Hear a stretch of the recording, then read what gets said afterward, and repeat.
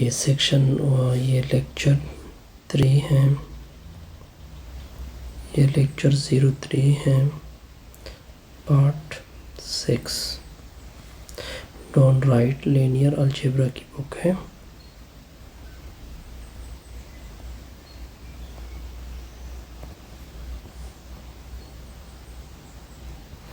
Okay, हमने सिर्फ इसको कवर करना है इसी वीडियो में। तो देखिए, आपके पास एक ये U1 है, ये U2 है और ये U3 है। कहते हैं कि F3 जो है वो नॉट डायरेक्ट सम है इन तीनों के।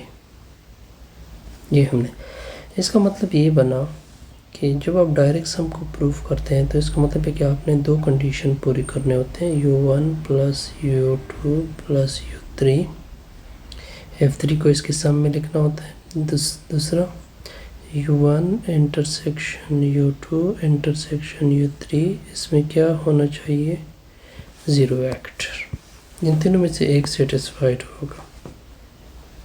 तो देखिए, सबसे पहले या तो ये वायलेट होगा या ये कंडीशन वायलेट होगी, क्योंकि ये डायरेक्ट सम नहीं है। तो हम इस तरह करते हैं कि सेकंड हमारे लिए थोड़ा सा आसान हो जाता है, उसको वायलेट कर देते हैं। तो हमने ये प्रूफ करना है कि इसके इंटरसेक्शन में ज़ीरो वेक्टर के अलावा कोई और वेक्टर भी है। ओके, तो हमने वो लिया अल्फ़ा। देखते हैं कि क्या ये दुरुस्त है या गलत है।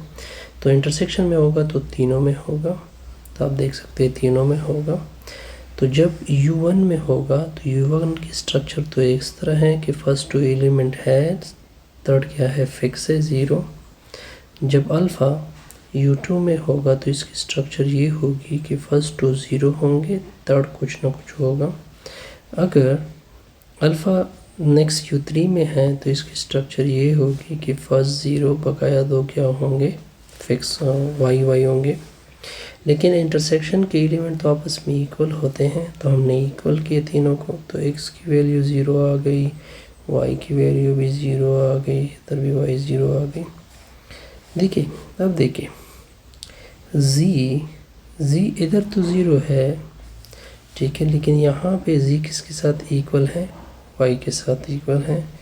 तो इसका मतलब ये बना कि ये तो आर्बिट्री, ये इसका मतलब है कि इसका थर्ड कंपोनेंट ज़ीरो नहीं है। तो इसका मतलब है कि इसमें ज़ीरो वेक्टर के अलावा कोई और वेक्टर पॉसिबल है। तो इस वजह से ये इंटरसेक्शन ज़ीरो वेक्टर की इक्वल नहीं है। तो लिहाजा हमने ये प्रूफ किया बड़ा आसान तरीके से कि ये डायरेक्ट सम